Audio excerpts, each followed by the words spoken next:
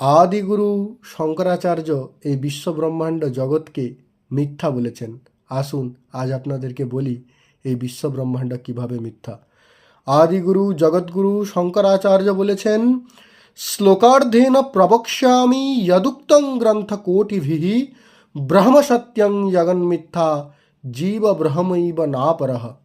অর্থাৎ আমি অর্ধেক শ্লোকের মাধ্যমেই বলছি যা কোটি কোটি গ্রন্থে বলা হয়েছে, ব্রহ্মই হলো একমাত্র সত্য আর জগৎ মিথ্যা। জীব ব্রহ্মৈব নাপর, জীব ব্রহ্ম ছাড়া আর কিছুই নয়, জীব হচ্ছে ব্রহ্মই। এখন জীব আর ব্রহ্মের মধ্যে কোনো পার্থক্য নেই। এখন আপনাদেরকে বলি যে কিভাবে জগৎ মিথ্যা হলো।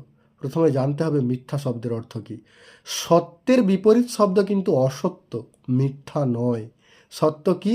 যা ত্রিকালে অবাধিত, অর্থাৎ বাতাসের কোনো রূপ নেই। এটা আগেও ছিল না, এখনও নেই, ভবিষ্যতে হবে না, এটা সত্য। আর অসত্য কি? শশসিংহ, অর্থাৎ যে খরগোশের শিং, তারপরে অশ্বডিম্ব মানে ঘোড়ার ডিম, তারপরে গগনারবিন্দ, আকাশে পদ্ম, এগুলো হচ্ছে অসত্য। এখন সত্যের বিপরীত শব্দ তাহলে অসত্য, মিথ্যা নয়। তাহলে মিথ্যা কি না, মিথ্যার দুটো লক্ষণ বলছি। যা বাধিত তাই মিথ্যা। হ্যাঁ, কীরকম? ধরুন স্বপ্নে আপনি একটা কিছু দেখলেন, কিন্তু সকালে উঠে সেটা বাধিত হচ্ছে, তাই সেটা মিথ্যা। তাহলে জগৎ কি করে মিথ্যা? না, জগৎ আত্মজ্ঞানে বা ব্রহ্মজ্ঞানে বাধিত হয়, তাই জগৎ মিথ্যা। আবার ধরুন আপনি রাস্তা দিয়ে যাচ্ছেন, একটি দড়িকে দেখে সেটাকে সাপ মনে করে ভয় পেলেন, পরে জানতে পারলেন যে সেটা দড়ি, সাপ নয়। তাহলে আপনার যখন সঠিক জ্ঞানটা হলো, তখন কিন্তু সেই অজ্ঞানতাটা দূরীভূত হয়ে গেল। তাই আমরা অজ্ঞানবশত জগৎকে সত্য বলে ভাবি, কিন্তু সত্য নয়। আর একটা কি লক্ষণ আছে না, সদসৎ বিলক্ষণ বা অনির্বচনীয় হলো মিথ্যা।